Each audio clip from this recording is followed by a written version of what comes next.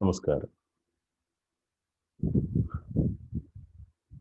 Accounting associated with പാർട്ട്ണർഷിപ്പുമായി ബന്ധപ്പെട്ട് നമ്മൾ ഏറെ ടോപ്പിക്സ് ഡിസ്കസ് ചെയ്യും. ഒരു പാർട്ട്ണറെ അഡ്മിറ്റ് ചെയ്യുമ്പോൾ ശ്രദ്ധിക്കേണ്ട കാര്യങ്ങൾ, പാർട്ട്നേഴ്സിൻ്റെ ഇടയിൽ പ്രോഫിറ്റ് ഷെയറിംഗ് റേഷ്യോയിൽ മാറ്റം വരുമ്പോൾ ശ്രദ്ധിക്കേണ്ട കാര്യങ്ങൾ, റിട്ടയർമെൻറ്റ് ഓഫ് എ പാർട്ട്ണറുമായി ബന്ധപ്പെട്ട accounting treatment, death of a പാർട്ട്ണറുമായി ബന്ധപ്പെട്ട അക്കൗണ്ടിംഗ് ട്രീറ്റ്മെൻറ്റ് തുടങ്ങി ഒരുപാട് ഏറെ കാര്യങ്ങൾ നമ്മൾ ഡിസ്കസ് ചെയ്തു. പക്ഷേ ഏറ്റവും അൺഫോർച്ചുനേറ്റായ മറ്റൊരു കാര്യം കൂടി, അതുമായി ബന്ധപ്പെട്ട് കൂടി നമ്മൾ അക്കൗണ്ടിംഗ് ട്രീറ്റ്മെൻറ്റ് എന്താണെന്ന് പഠിക്കേണ്ടതുണ്ട്. ഒരു സ്ഥാപനത്തെ സംബന്ധിച്ചിടത്തോളം ഏറ്റവും ദൗർഭാഗ്യകരമായ അവസ്ഥാവിശേഷം എന്താണ്? ആ സ്ഥാപനം അടച്ചുപൂട്ടുക എന്നുള്ളതാണ്. പല പ്രതിസന്ധികൾ കാരണം സ്ഥാപനം അടച്ചുപൂട്ടും. ആ അടച്ചുപൂട്ടലുമായി ബന്ധപ്പെട്ട അക്കൗണ്ടിംഗ് കോംപ്ലക്സിറ്റീസ് റിസോൾവ് ചെയ്യാനും നമ്മൾ അറിഞ്ഞിരിക്കണം.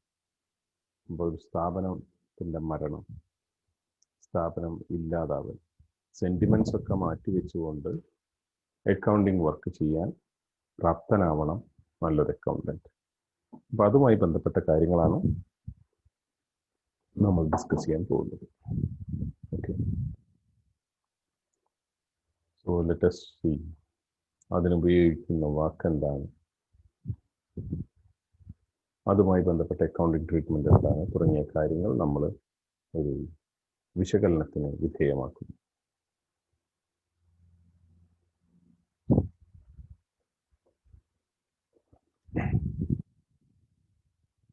The name of our chapter is Dissolution of Partnership Firm. Dissolution of Partnership Firm, chapter 5. And this is the last chapter of accounting, part 1. അപ്പോൾ നിങ്ങൾ ആ ബോർഡിലേക്ക് ഒന്ന് നോക്കൂ. ഒരു ഫേം അതിൻ്റെ ഷട്ടർ താക്കിയിരിക്കുന്നു, പ്രവർത്തനങ്ങൾ അവസാനിപ്പിച്ചിരിക്കുന്നു. അവിടെ എഴുതിയിട്ടുള്ളത് എന്താണ്? Sorry, we are closed. Sorry, we are closed. ഞങ്ങളുടെ പ്രവർത്തനങ്ങൾ അവസാനിപ്പിച്ചിരിക്കുന്നു. അപ്പോൾ ഇതിനാണ് നമ്മൾ എന്ത് വിളിക്കുന്നത്? ഡിസൊല്യൂഷൻ ഓഫ് പാർട്ട്ണർഷിപ്പ് ഫേം എന്ന് വിളിക്കുന്നത്. സ്ഥാപനം അതിൻ്റെ പ്രവർത്തനങ്ങൾ അവസാനിപ്പിച്ചിരിക്കുന്നു. ഈ ഒരു സിറ്റുവേഷൻ ഹാൻഡിൽ ചെയ്യുന്നത് എങ്ങനെയെന്നാണ് നമ്മുടെ അക്കൗണ്ടിൽ പഠിക്കുന്നത്. അപ്പോൾ നമ്മൾ ആദ്യം ഈ ടെർമിനോളജിക്ക് ഒന്ന് പരിചയപ്പെടാം. Dissolution of firm is entirely different from dissolution of partnership.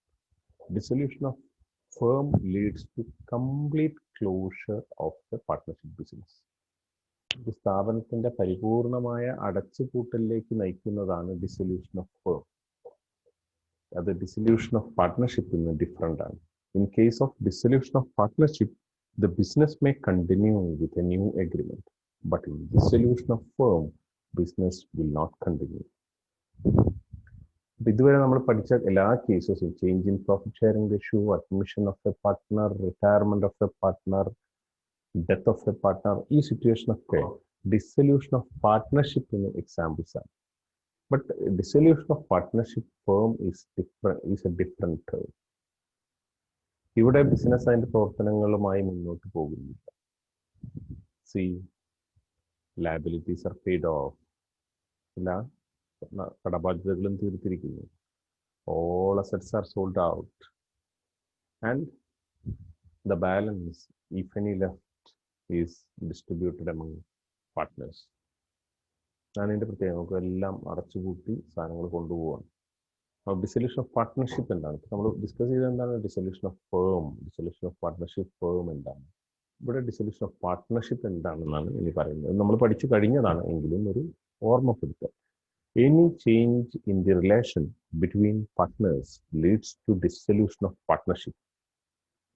റിലേഷൻഷിപ്പിൽ ഉണ്ടാകുന്ന എന്ത് മാറ്റവും, പ്രോഫിറ്റ് ഷെയറിംഗ് റേഷ്യോ എന്താണ് ആ മാറ്റം, എന്ത് മാറ്റം വേണമെങ്കിലോ ആ മാറ്റം, admission, retirement, change in profit sharing ratio, death of a partner, ഇങ്ങനെയുള്ള കാര്യങ്ങളൊക്കെ അവർ തമ്മിലുള്ള റിലേഷൻഷിപ്പിൻ്റെ ടേംസിൽ മാറ്റങ്ങൾ ഉണ്ടാവും.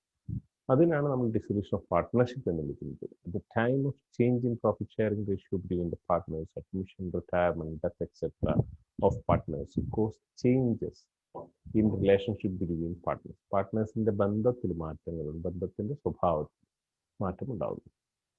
In all these cases, dissolution of partnership takes place. ഈ എല്ലാ കേസിലും ഡിസൊല്യൂഷൻ ഓഫ് പാർട്ട്ണർഷിപ്പ് ആണ് സംഭവിക്കുന്നത്. At the time of dissolution of partnership, the business can continue with a new agreement. ബിസിനസ്സിന് അതിന്റെ പ്രവർത്തനങ്ങളുമായി മുന്നോട്ട് പോകാം പുതിയൊരു കരാറിന്റെ അടിസ്ഥാനത്തിൽ. Situations for dissolution of partnership നേരത്തെ മുകളിൽ പറഞ്ഞ കാര്യങ്ങളൊക്കെ തന്നെ, പ്ലസ് ഒരു അമാൽഗമേഷൻ ഓഫ് ഫേംസും കൂടി ഉണ്ട്, രണ്ട് സ്ഥാപനങ്ങൾ കൂടിച്ചേരുന്നത്.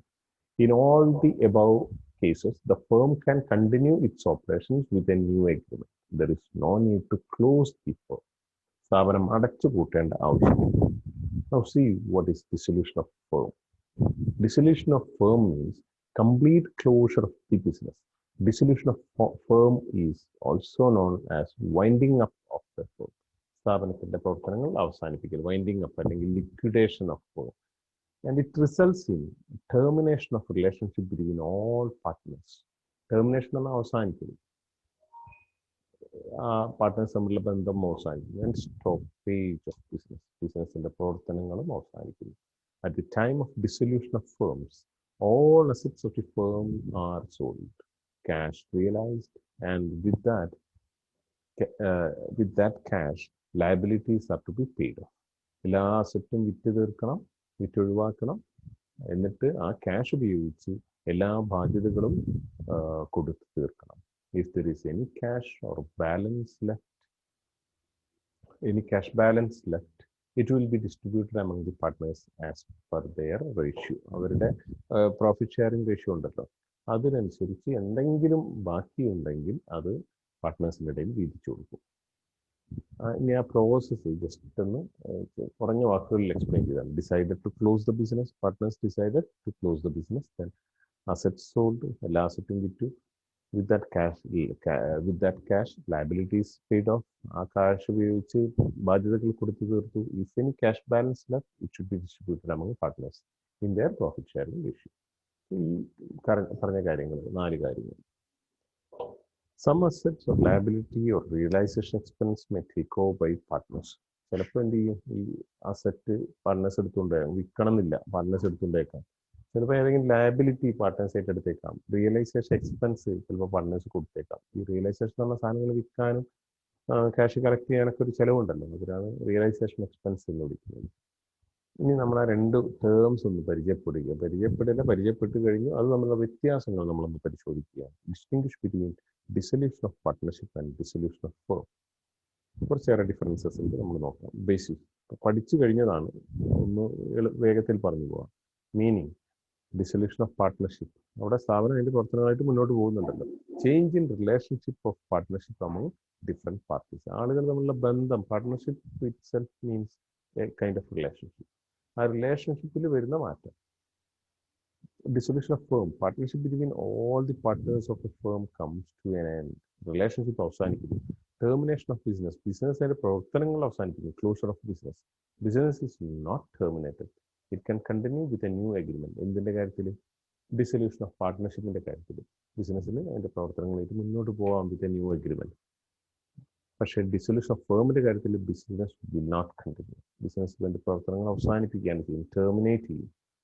Settlement of assets and liabilities. All assets and liabilities are revalued. അപ്പോൾ നമുക്കറിയാലോ, നമ്മൾ റീവാലുവേഷൻ അക്കൗണ്ട് അഡ്മിഷൻ്റെ സമയത്തും റിട്ടയർമെന്റ് സമയത്തും ഡെത്തിന്റെ സമയത്തൊക്കെ നമ്മൾ ഉണ്ടാക്കാറുണ്ട്. പക്ഷേ ഇവിടെ ഡിസൊല്യൂഷൻ ഓഫ് ഫേമിന്റെ കാര്യത്തിൽ assets are realised and liabilities are paid off. അസറ്റൊക്കെ വിൽക്കുകയാണ് ചെയ്യുക, അതേപോലെ ലയബിലിറ്റീസ് ഒക്കെ കൊടുത്ത് തീർക്കുകയാണ് ചെയ്യുക. Economic relationship among partners. Economic relationship often changes in case of dissolution of partnership. Economic relationship എന്താണ്? അവർ നമ്മളെ പ്രോഫിറ്റ് ഷെയറിംഗ് റേഷ്യോ ഒക്കെയാണ്, അതിനാണ്, അല്ലെങ്കിൽ ക്യാപിറ്റൽ, അതിൻ്റെ അനുപാതം, ക്യാപിറ്റലിൻ്റെ അനുപാതം, അതിലൊക്കെ മാറ്റങ്ങൾ സംഭവിച്ചേക്കാം ഡിസൊല്യൂഷൻ ഓഫ് പാർട്ട്ണർഷിപ്പിൽ. But in case of dissolution of firm, economic relationship comes to an end. അവർ തമ്മിലുള്ള റിലേഷൻഷിപ്പ് തന്നെ ഇല്ലാതാവും. പിന്നെ സാമ്പത്തിക ബന്ധത്തിൻ്റെ കാര്യം പറയാനില്ലല്ലോ. Preparation of balance sheet. Assets and liabilities are revalued and new balance sheet is prepared. പുതിയ ബാലൻസ് ഷീറ്റ് പ്രിപ്പയർ ചെയ്യും. അസറ്റും ലയബിലിറ്റീസും റീവാല്യൂ ചെയ്യുകയും പുതിയ ബാലൻസ് ഷീറ്റ് ഉണ്ടാക്കുകയും ചെയ്യും. എന്തിൻ്റെ കാര്യത്തിൽ? ഡിസൊല്യൂഷൻ ഓഫ് പാർട്ട്ണർഷിപ്പിൻ്റെ കാര്യത്തിൽ. There is no scope for balance sheet as the accounts of assets and liabilities are closed. Balance sheet ഉണ്ടാക്കുക എന്നുള്ളൊരു ചോദ്യം തന്നെ റൈസ് ചെയ്യുന്നില്ല. കാരണം അസറ്റും ലയബിലിറ്റി ഉണ്ടെങ്കിലല്ലേ നമുക്ക് ബാലൻസ് ഷീറ്റ് ഉണ്ടാക്കാൻ പറ്റുള്ളൂ. അതൊക്കെ വിറ്റ് തീർത്തു, അസറ്റൊക്കെ വിറ്റ് ലയബിലിറ്റീസ് ഒക്കെ പേ ഓഫ് ചെയ്തു. Preparation of books of accounts, revaluation account, capital account, cash account, and new balance sheet is prepared on dissolution of partnership.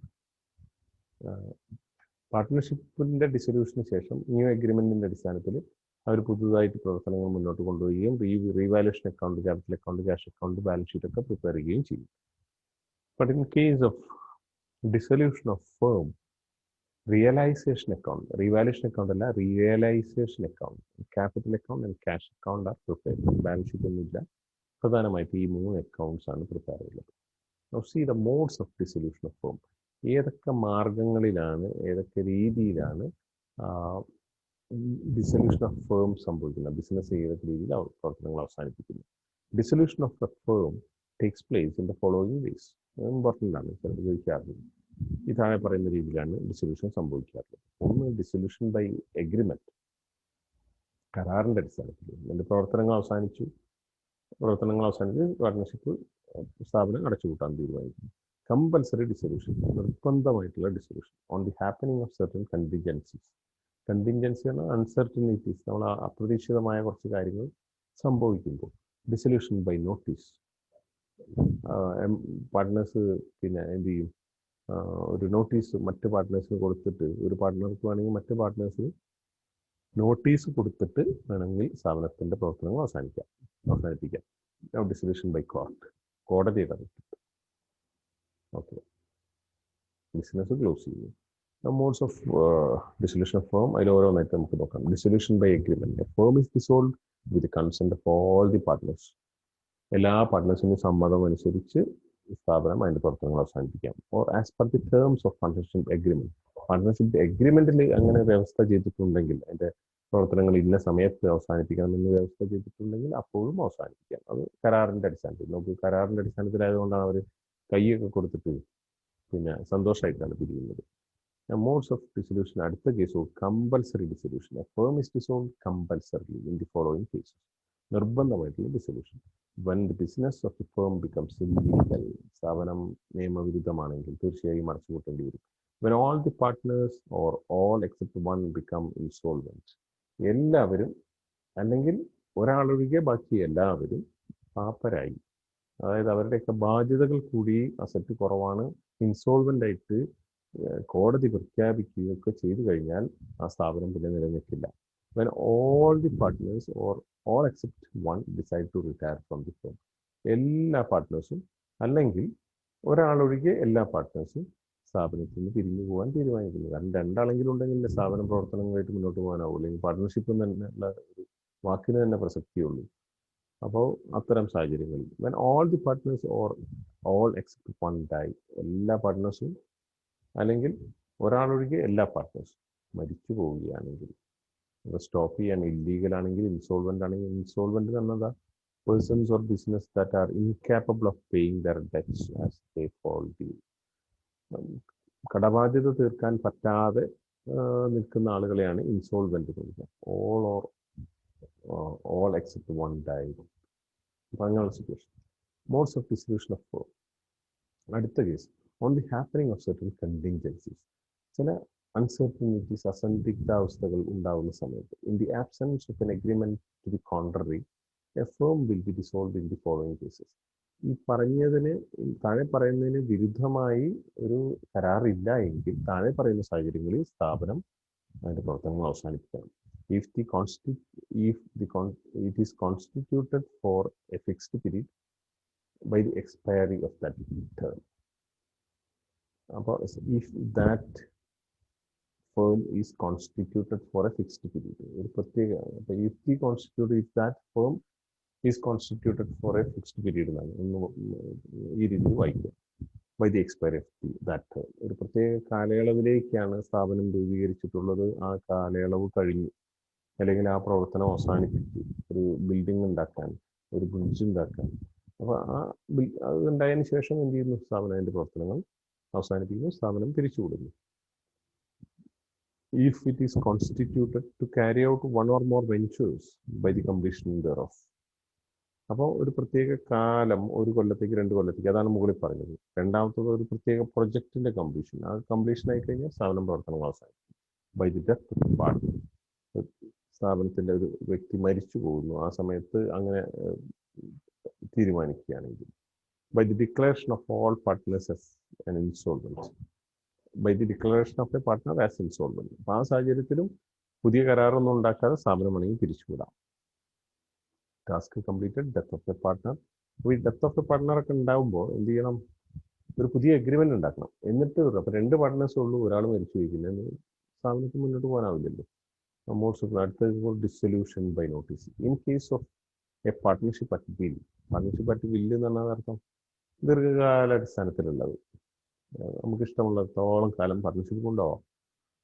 The firm may be dissolved if any one of the partners gives a notice in writing to the other partners signifying his intention to dissolve the firm.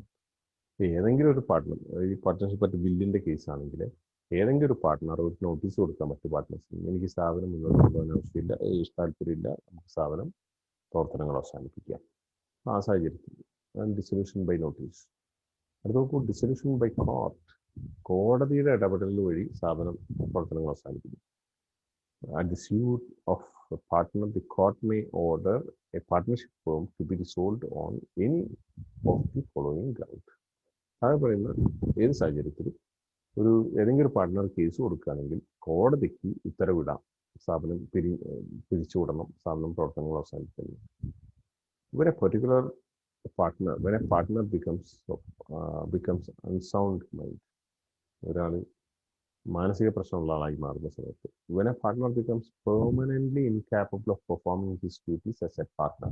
ഒരു പാർട്ട്ണർക്ക് അയാൾക്ക് permanent ഇൻകാപ്പബിലിറ്റി വരും, തീരെ വയ്യാത്ത അവസ്ഥ, കിടപ്പിലായി പോകുന്ന സാഹചര്യം, അങ്ങനെയൊക്കെ വരുന്ന സമയത്ത് അയാൾ ആണെങ്കിൽ ആവശ്യപ്പെടാൻ സ്ഥാപനം പിരിച്ചുവിടാൻ കോടതി അനുവദിക്കും. When the partner transfers whole of his interest in the firm to a third party. ഒരു പാർട്ട്ണർ അയാളുടെ താല്പര്യം, മീൻസ് ഓണർഷിപ്പ് റൈറ്റ്, ഷെയർസ് ഒക്കെ വേറൊരാൾക്ക് കൈമാറുന്നു, ഉടമസ്ഥാവകാശം വേറൊരു പാർട്ടിക്ക് കൈമാറുന്നു. ആ സാഹചര്യത്തിൽ when the business of the firm when the business of the firm cannot be carried on at a loss. സ്ഥാപനത്തിന് നഷ്ടം സഹിച്ച് മുന്നോട്ട് പോകാൻ പറ്റാത്തൊരു സാഹചര്യം ഉണ്ടെന്ന് കോടതിക്ക് ബോധ്യപ്പെട്ടാൽ കോടതി ഇടപെടും, കോടതി പ്രവർത്തനം അവസാനിപ്പിക്കാൻ ആവശ്യപ്പെട്ടുള്ളൂ. When the partner commits breach of agreement relating to the management of the firm. സ്ഥാപനത്തിന്റെ മാനേജ്മെന്റുമായിട്ട് ബന്ധപ്പെട്ട് പാർട്ട്ണർ ഒരു കരാർ ലംഘിക്കുകയാണ്. Breach of agreement. കരാറ് പറയുന്നത് എഗ്രിമെന്റ് ആണല്ലോ ഈ പാർട്ട്ണർഷിപ്പിന്റെ ബാക്ക് ബോൺ, ഏറ്റവും ഇമ്പോർട്ടൻ്റ് ആയിട്ടുള്ള സാധനം എന്ന് പറയുന്നത് നട്ടെല്ലതാണ്. അപ്പോൾ അതിന്റെ കാര്യത്തിൽ ഒരു കരാർ ലംഘനം പാർട്ട്ണർ നടത്തുകയാണെന്ന് വന്നാൽ ആ സമയത്ത് വേണമെങ്കിൽ തിരിച്ചുവിടാൻ കോടതിക്ക് ഉത്തരവിട്ടിട്ട്. When on any ground the court regards the solution to be just and equitable. അതേപോലെ ഇപ്പോൾ നമ്മൾ കുറേ എണ്ണം ലിസ്റ്റ് ചെയ്തെങ്കിലും ഏതെങ്കിലും ഒരു കാരണം കോടതിക്ക് ബോധ്യം വരികയാണ് ഇത് ജസ്റ്റ് ആൻഡ് ഇക്വിറ്റബിൾ ആണ്, നീതിപൂർവമാണ് എന്ന് തോന്നിക്കഴിഞ്ഞാൽ കോടതിക്ക് ഡിസൊല്യൂഷനുള്ള ഉത്തരവിറക്കാം.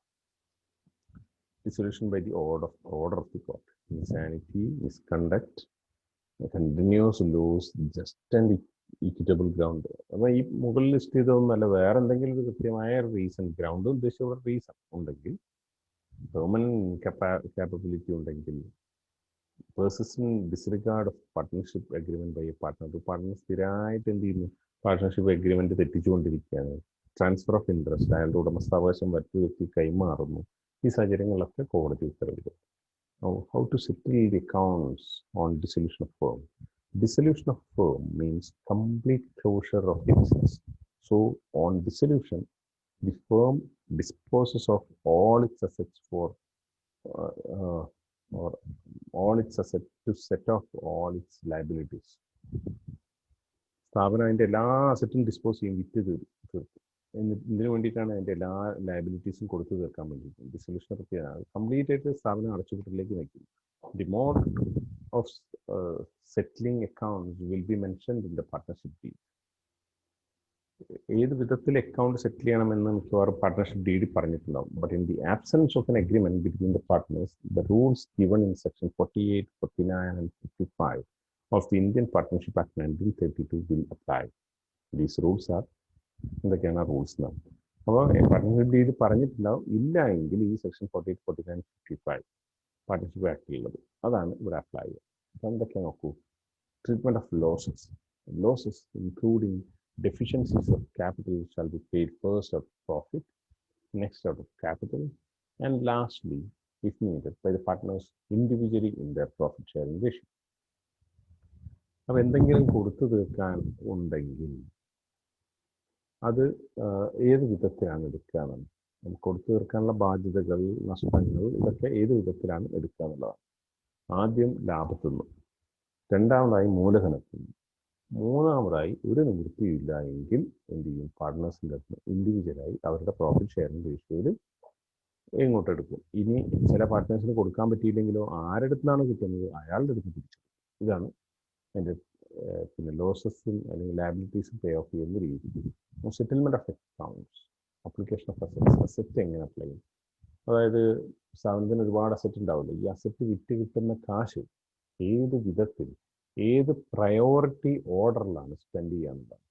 അതായത് ഓരോ പല പല ആവശ്യങ്ങളുണ്ടാവും. അതിനു വേണ്ടി ചിലവാക്കുമ്പോൾ മുൻഗണനാക്രമം നിശ്ചയിക്കണം. എന്തിനു വേണ്ടി ആദ്യം ചിലവാക്കണം, രണ്ടാമത്, മൂന്നാമത്, ആ മുൻഗണനാക്രമമാണ് അത് പറയുന്നത്. അപ്ലിക്കേഷൻ ഓഫ് അസറ്റ് അതിൻ്റെ പ്രയോറിറ്റി ഓർഡർ, ഏത് കാര്യങ്ങൾക്കാണ് ഈ അസറ്റ് വിറ്റ് കിട്ടിയ പണം ഉപയോഗിക്കേണ്ടത്. ആദ്യം റിയലൈസേഷൻ എക്സ്പെൻസ് മീറ്റ് ചെയ്യാൻ വേണ്ടി. റിയലൈസേഷൻ എക്സ്പെൻസ് പറഞ്ഞാൽ എന്താ, സ്ഥാപനത്തിന് ഒരുപാട് അസറ്റ് ഉണ്ട്, ആ അസറ്റ് വിൽക്കാൻ തന്നെ ഒരുപാട് ചിലവാണ്. കാരണം അഡ്വർടൈസ്മെൻറ്റ് കൊടുക്കണം, ബ്രോക്കേഴ്സിൻ്റെ ചാർജസ് കൊടുക്കണം, ഇങ്ങനെ പല കാര്യങ്ങളുണ്ട്. ദെൻ അതൊന്നാമത്. ആദ്യം ആ കിട്ടിയ അസറ്റ് വിറ്റ് കിട്ടിയ തുക ആദ്യം ഉപയോഗിക്കേണ്ടത് റിയലൈസേഷൻ എക്സ്പെൻസ് മീറ്റ് ചെയ്യാനാണ്. അടുത്തത് paying the debts from third parties, creditors, loans, bills payable, bank overdraft loan from partners, relatives etcetera. ഇങ്ങനെയുള്ള കാര്യങ്ങൾക്ക് വേണ്ടിയിട്ടാണ് അത് രണ്ടാമതായി ഉപയോഗിക്കുന്നത്. അതായത് outside liabilities, third party liability ആണ് അതർത്ഥം, പുറമേയുള്ള ആളുകൾ. അടുത്തതോ repayment of loans from partners. പാർട്ട്നേഴ്സിൻ്റെ അടുത്ത് നിന്ന് ലോൺ വാങ്ങിയിട്ടുണ്ടെങ്കിൽ അത് കൊടുത്തു തീർക്കാനാണ് പിന്നെ ഉപയോഗിക്കുക. Then repayment of capital contributed by partners. Partners contribute ചെയ്തിട്ടുള്ള മൂലധനം തിരിച്ചു കൊടുക്കുക.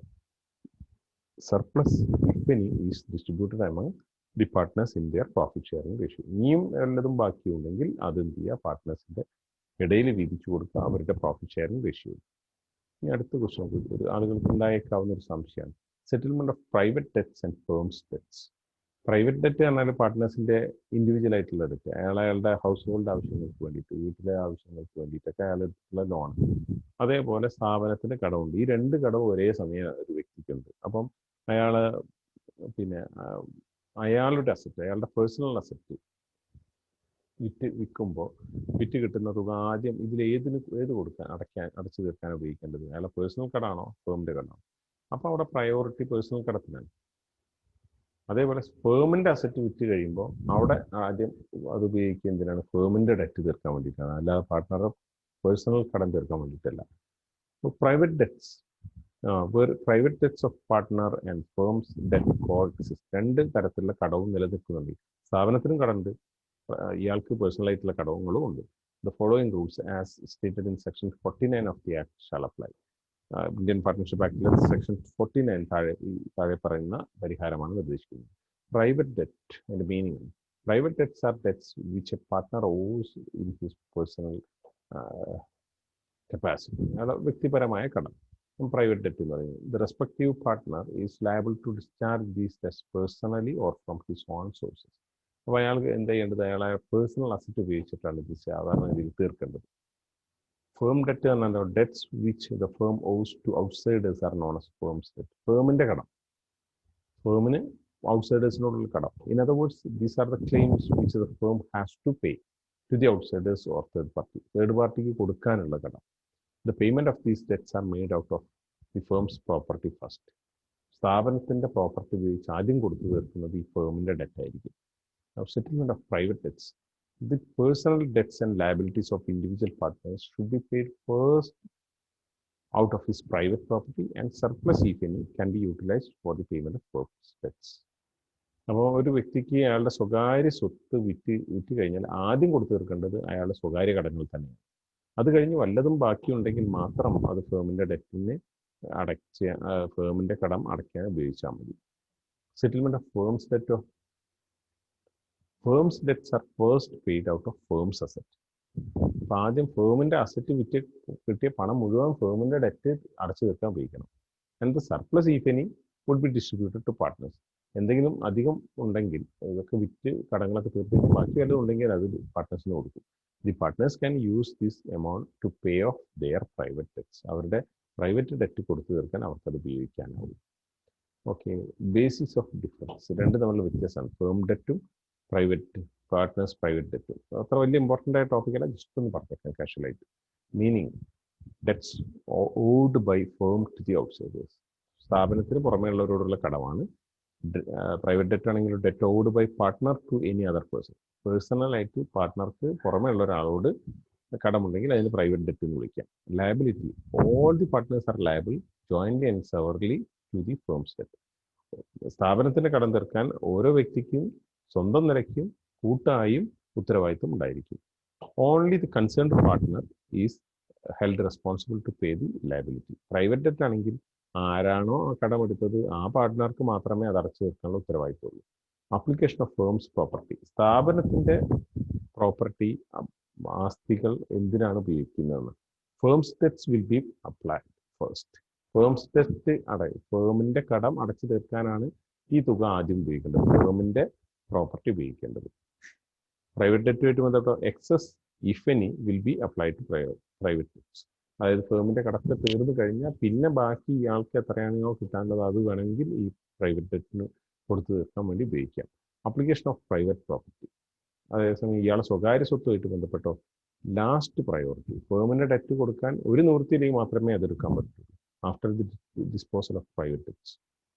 അതേസമയം പ്രൈവറ്റ് പ്രോപ്പർട്ടി ആയിട്ട് ബന്ധപ്പെടുത്തി പറയുമ്പോഴോ അവിടെ first priority to individual that is private debt. Private debt കൊടുത്തു തീർക്കാൻ ആദ്യം ഉപയോഗിക്കുന്നത് ഈ പ്രൈവറ്റ് പ്രോപ്പർട്ടി ആയിരിക്കും എന്നതാണ് പോയിന്റ്. ഓക്കെ, അപ്പോൾ നമ്മൾ അതിൻ്റെ ഒരു ഇനീഷ്യൽ ഭാഗങ്ങളൊക്കെ നമ്മൾ കണ്ടു, ഇൻട്രൊഡക്ടറി പാർട്ട് കണ്ടു. അടുത്ത ക്ലാസ്സിൽ നമ്മൾ കുറച്ചും കൂടി ഡെപ്തിലേക്ക് നമ്മൾ പോകും. Till then, goodbye.